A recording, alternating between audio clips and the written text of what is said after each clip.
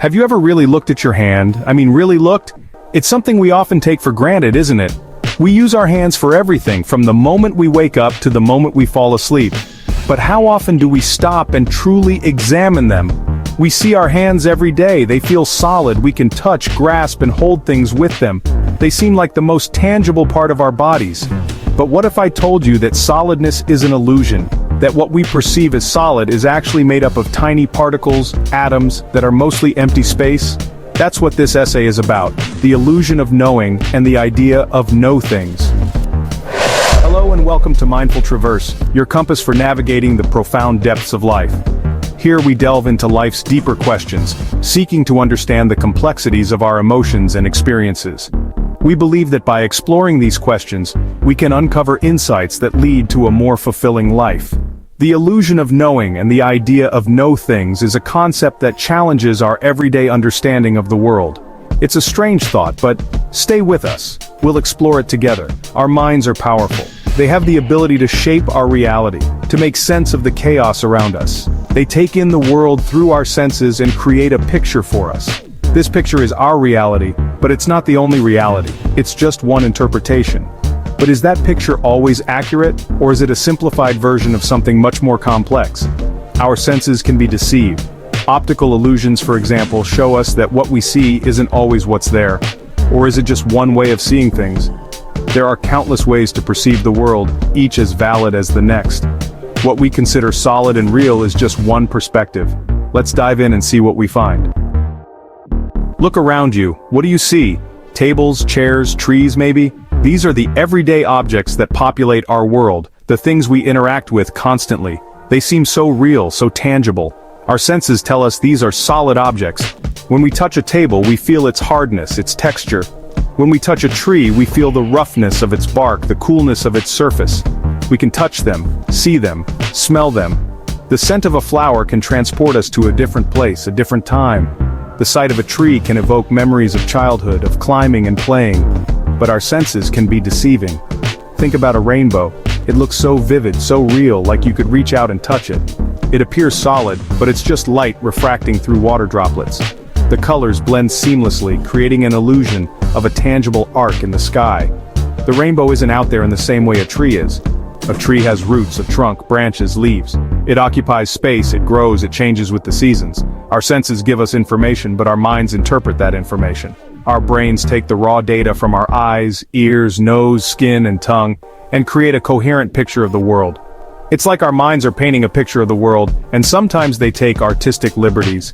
Just as an artist might exaggerate certain features or use colors that aren't quite true to life, our minds can distort reality. We might think we're seeing things as they are, but maybe we're only seeing a version of reality, a story our minds are telling. Our perception is influenced by our experiences, our emotions, our expectations. What we see is not just a reflection of the world, but a reflection of ourselves. So next time you look around, remember that your senses are just the beginning. They provide the raw materials, but it's your mind that constructs the final image. And that image is as much about you as it is about the world around you. Embrace the complexity of perception. Understand that what you see, hear, touch, smell, and taste is a blend of reality and interpretation. It's a beautiful, intricate dance between the external world and your inner self. Our senses paint a picture, but it's our minds that give it meaning. And in that meaning we find our connection to the world and to each other. We tend to see the world as a collection of separate things, you, me, the tree, the sky. Each element appears distinct, existing in its own space with its own purpose and identity. But what if that separation is also an illusion?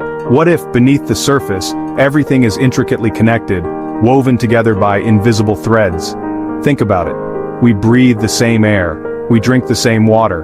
The air that fills our lungs has traveled across continents, through forests and cities, connecting us all in a shared breath. The food we eat comes from the earth. It is nurtured by the same soil, watered by the same rain, and kissed by the same sun. Every bite we take is a testament to the interconnectedness of life. We are all connected, part of one big, flowing system. Just as the forest thrives through the symbiotic relationships of its flora and fauna, we too are part of a larger, interconnected web of existence. Even our thoughts and feelings don't exist in isolation. They ripple outwards, influencing those around us, creating a tapestry of shared experiences and emotions They are influenced by the people around us, by our culture, by our history. Our identities are shaped by the collective experiences of our communities, our ancestors, and the world at large. When we start to see the interconnectedness of all things, the illusion of separation begins to dissolve. We realize that every action, every thought, every breath is part of a larger, beautiful mosaic of life. Embracing this perspective can lead to a deeper sense of empathy, compassion, and unity, reminding us that we are never truly alone. Language is a powerful tool. It helps us communicate, share ideas, and understand the world around us. But words can also trap us in the illusion of things. When we give something a name like tree or rock, it creates a sense of solidity and permanence. But in reality, everything is constantly changing, flowing, transforming. The tree is not a static thing, but a process of growth and decay. The rock is slowly eroding over time. Words are just labels, and we shouldn't mistake the label for the thing itself. So, if the world isn't really made of things, how should we live? Does it even matter? I believe it does. When we let go of the illusion of knowing, we become more open to new experiences. We see the world with fresh eyes, appreciating the beauty and wonder that was always there.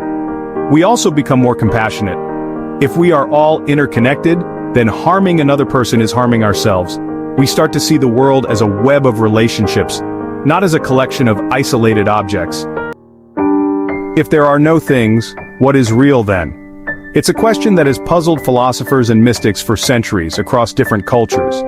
Perhaps the only thing that is truly real is this present moment we are experiencing, the experience of being alive and aware. Everything else is just a thought, a memory, a fleeting illusion, a projection of the mind's eye. The world is a constant dance of energy and change, ever shifting.